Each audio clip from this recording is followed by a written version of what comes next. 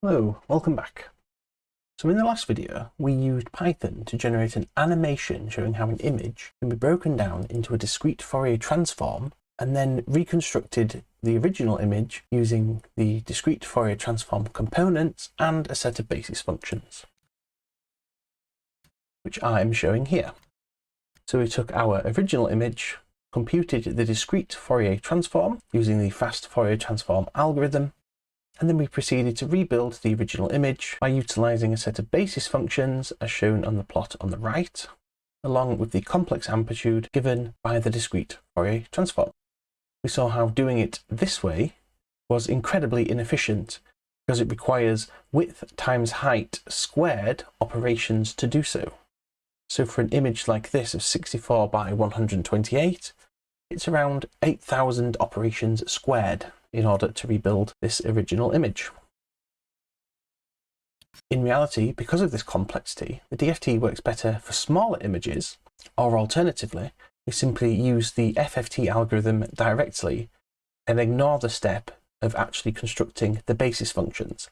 In this video, what we're going to do is we're going to look at different ways that we can reduce the information required to produce the original image. So if you look at this original image here, you see that there's a lot of pixels of the same colour. So all the ones in the background are black and all the ones for the text are white, with some intermediate grey colours around the text. So we're going to look at two different methods that we could use in order to reduce the amount of data needed to represent this image. The first method we'll explore is removing pixels from both the original image and from the DFT. So what happens when we go ahead and just remove some of these pixels from both the original image and the DFT, and then transform the DFT back and see what the constructed image looks like. We will also look at what happens with the original image when we start to reduce the bit depth, so reducing the number of values that we can use to portray different levels of luminosity. And likewise, we'll compare that against removing components from the discrete Fourier transform. Let's get started. So the first method we're going to look at is removing pixels. So what we can do is we can go over the code we wrote in the last video, and we can copy over quite a lot of it. Let's scroll down,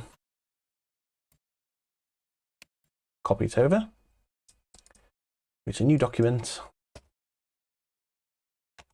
and paste. So if you go ahead and run this, you'll see we don't have any output because we've not defined any plots, but our variable explorer shows us that we've successfully read in the image and converted it into a series of pixels with a value between 0 and 1. So in this video, we won't be computing the DFT and then using the components to multiply against basis functions and rebuild the original image. We will simply do the DFT using the FFT algorithm and then do the inverse to restore the original image, with the advantage of a very large decrease in time required. And so the first thing we'll do is we'll actually perform the FFT to the image. So running this, we can see that we get an array of the same size as the original image, but now with complex components, and these should also have a magnitude between 0 and 1. Because we've done a normalization factor of divide by n to counteract the fact that in SciPy the convention is that it will be n times the FFT. What we're going to do now is we're going to create an output plot. So our output plot will be a series of 4 plots with the original image, its DFT, and then the reconstructed image, and the DFT for the reconstructed image, so that we can see what happens when we remove pixels from both of the images. So to do that, I'm just going to copy across some code, because it's a lot of boilerplate code, just getting the plots correct. We'll go ahead and plot that. You see all this code has done is create 2 copies of the original image and 2 copies of the DFT, which we previously calculated here on line 39. So what we're going to do now is on the top, where I put a Y label saying remove pixels, we're going to just go ahead and remove pixels from this image and see what happens to the DFT. On the bottom, we're going to be removing DFT values. So what happens when we start removing pixels from the DFT and then reconstruct back into the original image? So in this particular case, we'll be manipulating the original image and then performing a DFT and plotting that every frame. And in this case, we'll be manipulating the DFT and then inverse Fourier transforming this into an image and then plotting this. So in both cases, both images will change. I'm going to go ahead and put a title on our plot.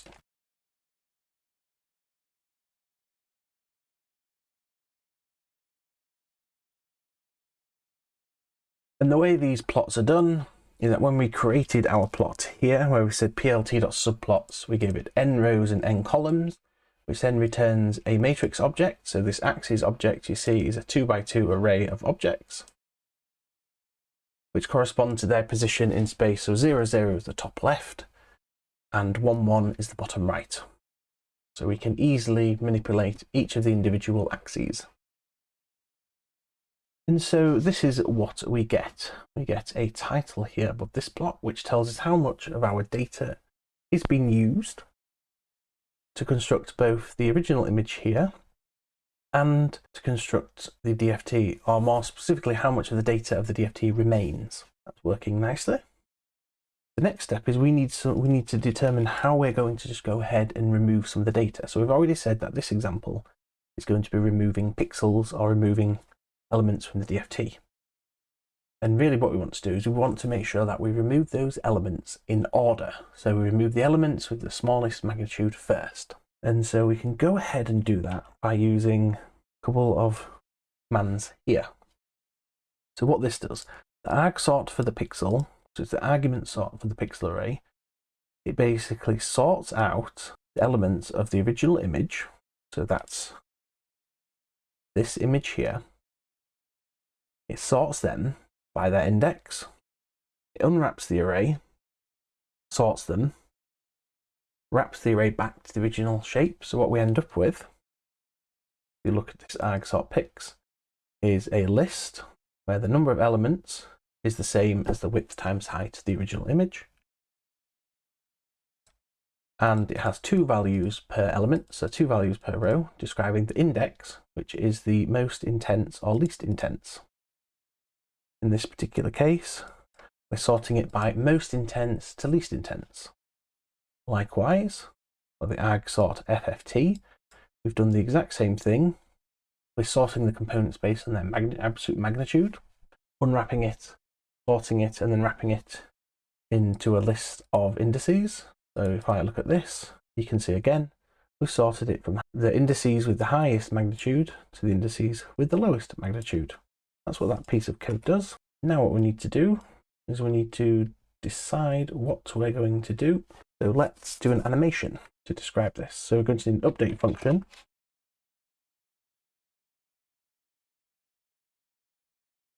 And this update function is going to take 3 parameters. So the first one will be a tuple, in which contains the frame number, so that can be used for saving the plots, and n, where n counts down from the n. So n, bit large n, is the total number of elements in the image, so width times height, which is also the total number of elements in a sorted argument array. This will count down, so it's basically telling us start from the maximum number and then count down to 0, and we'll go ahead and use that to say only keep these n elements, so small n elements, from the original image. So it will start with all of the elements and decrease to no elements. We're also going to send it image2, because remember im2 was our original image, because that's what we'll be manipulating when we say remove pixels. And we'll also send it the full FFT, which is what we'll be manipulating when we remove elements from the FFT. We'll use tuple unpacking to get the frame number and value n.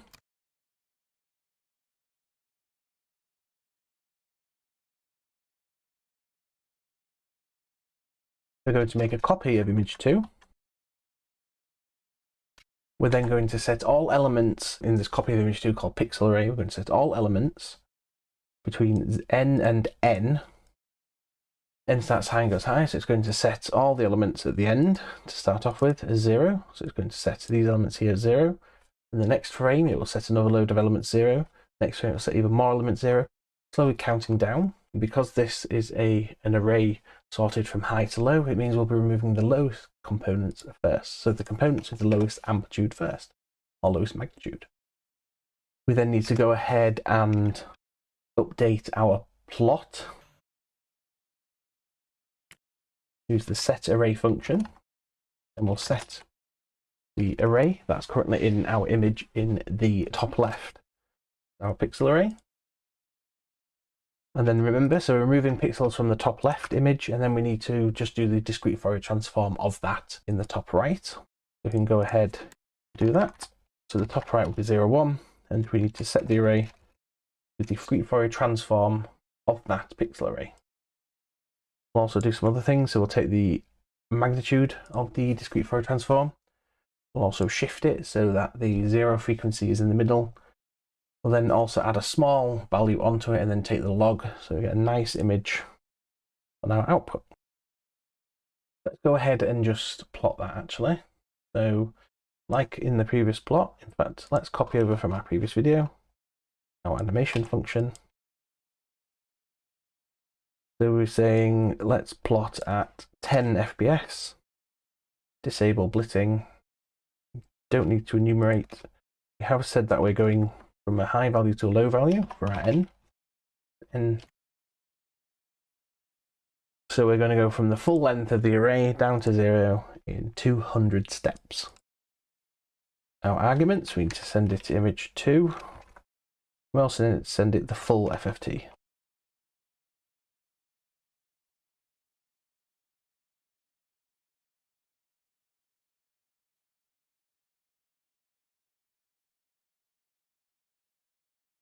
Okay, when we plot that, we see nothing's actually happening.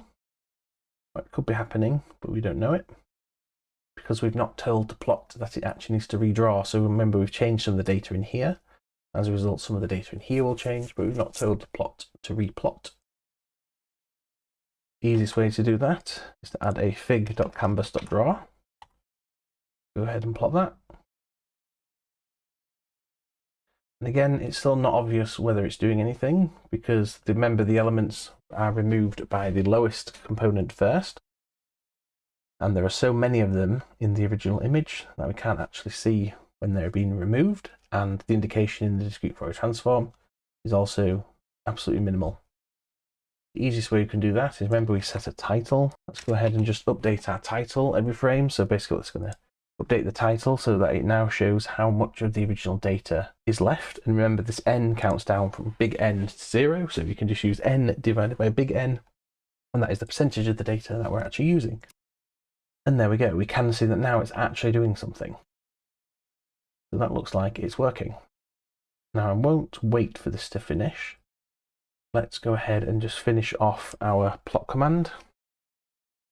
So now remember we've removed original pixels from the top left image and then done the discrete Fourier transform. The image to the right of it. What we need to do now is we need to take elements away from the discrete Fourier transform on the bottom right image and then inverse Fourier transform then into the bottom left. Use the same syntax here.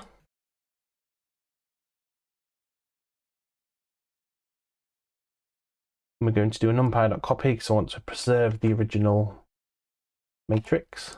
Quite good practice to do so, unless there's a strong reason why you wouldn't. So now we've done the same. We've set the lowest order elements of the Fourier transform, of the discrete Fourier transform of the original image to 0. Remembering that we now need to use our argsort FFT because that is the list of indices which describe the sorted values of the magnitude of the original DFT. And then we go ahead and set our image.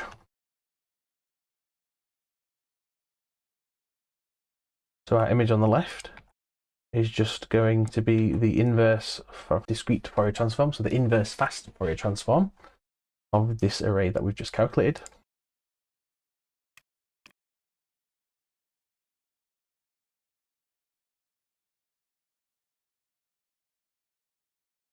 So we're going to give it the same scaling as the discrete Fourier transform that we just calculated for the original image with pixels removed, but we're not actually going to perform any operation on it because you already have the DFT. We're basically just shifting it.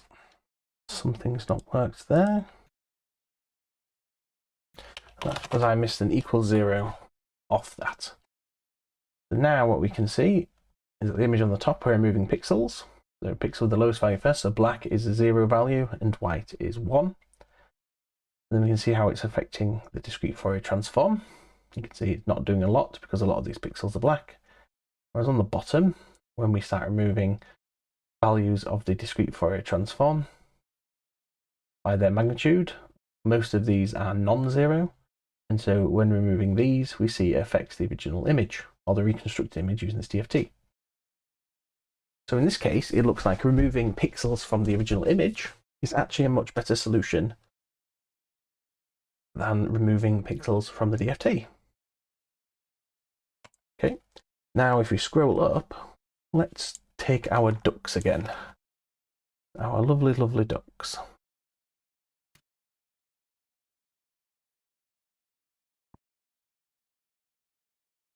Go ahead and plot that. See now, it's slightly different. So the original ducks, as you start to remove pixels, you can already see that on this duck here, so the duck in the middle has a lot of near black pixels. And as you start to remove them, we start to see we're removing a lot of detail from the body of the duck. It becomes very noticeable. Whereas when removing values from the discrete Fourier transform, there's virtually no change on the reconstructed image. So you can see how bad now the top image is compared to the bottom image. So if you let more data just be removed,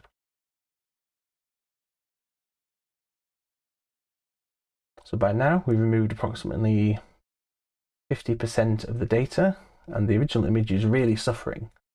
So we've basically chopped out half of our image and set the pixels to black. It looks awful. And then the bottom, 50% of our DFT values have been removed, and the image still looks good. Because a lot of these values carry virtually no information, and another way of thinking of it is that each value on the DFT is spread out over every single pixel on the original image, so it represents just a small fraction of the original image, whereas a pixel removed on the original image is very noticeable, so if you ever have a TV with a dead pixel, your eyes will notice it. So good, we can see that for a text-based image it was better to remove the pixels, and for a digital photograph it was better to remove values from the DFT. So two very different scenarios, with the conclusion being that removing values from the DFT is better for digital photographs. Now I have another example which I'll just show instead. It's basically the same code, but rather than remove values from the original image, what it does is it says reduce the bits needed for each pixel. So as opposed to being 8 bits per pixel, it's going to say use 7 bits instead. So rather than having 255 values, which you can have black as 0, white as 1, and all the grey in between, is now going to say you can have 128 values from 0 to 127, and that will be black to white. So we're losing resolution in our luminosity. Let's have a look what happens when we do that. It's basically the same code, it's just a different way of removing information. So we've got the same here for the text. You can see that as we reduce the bit depth on the original image, the text is fine because the text is basically black, a bit of grey and white. The text only starts to suffer when you get to a bit depth of around 2, because then start losing our ability to represent the grey. Once we reach a bit depth of 1, it's either black or white, so it's a true black or white image. But when compared against removing values from the DFT, so you've got to think that a bit depth of 8 means you have 8 bits needed per pixel. Bit depth of 1 means we need 1 bit. So in essence, we've removed 87.5% of the data available in the original image. So as a direct comparison with the DFT, we've removed 87.5% of the values from the DFT. Now if we go ahead and look at the same situation for the ducks again,